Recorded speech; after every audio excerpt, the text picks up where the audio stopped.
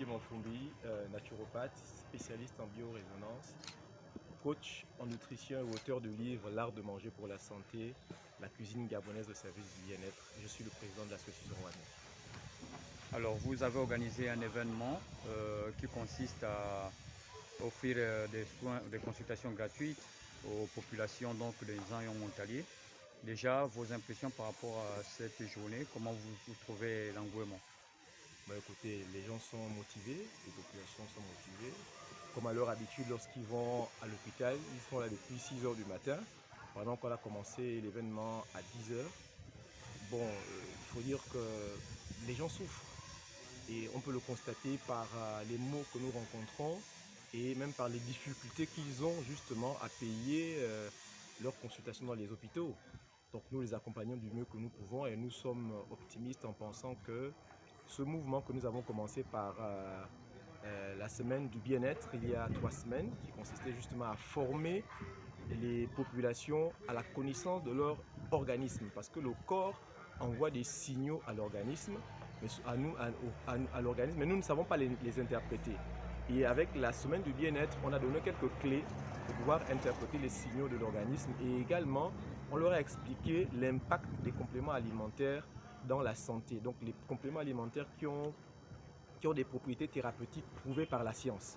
Et c'est donc dans cette optique-là qu'aujourd'hui, un des participants de cet événement a voulu justement apporter la connaissance aux populations de Montalier. C'est ce qui nous a donc transportés ici pour justement donner non seulement des explications beaucoup plus concrètes sur leur santé par le canal de la biorésonance, mais également les accompagner avec les détox pour la détoxification ionique, l'électrostimulation pour le traitement de la douleur. Donc quelle que soit la douleur, on a des séances de traitement qui permettent justement de réduire le degré de douleur, sinon de le faire disparaître. Et également un appareil de massage, parce qu'il y a plusieurs personnes qui ne font pas du sport. Et justement, le manque d'activité physique est quelque chose qui entrave la bonne santé. On peut prendre tous les médicaments qu'on veut, mais si on ne fait pas du sport, du moins on a 4 éléments que j'ai appelés le carré de la longévité, qui sont des éléments qui font en sorte qu'on soit en bonne santé. Une bonne hygiène de vie, une bonne alimentation, un bon sommeil, une bonne psychologie et l'activité physique. Et ce sont ces éléments que nous ne cessons de matraquer pendant que nous faisons des bilans gratuits. Donc c'est accompagné de conseils, de quelques décoctions de nos produits du terroir qui ont des propriétés thérapeutiques.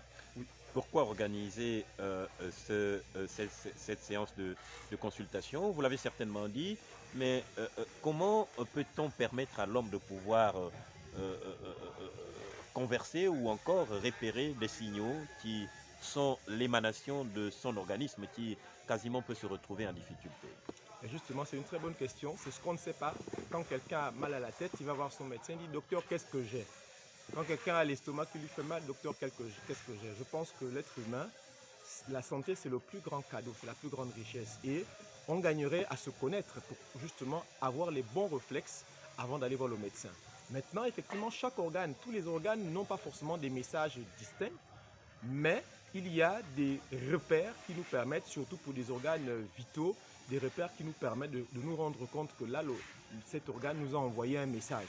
Et c'est notre vision, notre mission, c'est faire en sorte que le maximum des populations comprennent, détectent ces repères, les utilisent. Ça, c'est la première chose. Et la deuxième chose, il y a également des produits autour de nous, même nos aliments, qui sont des super aliments qui peuvent nous aider à traiter certains de ces symptômes.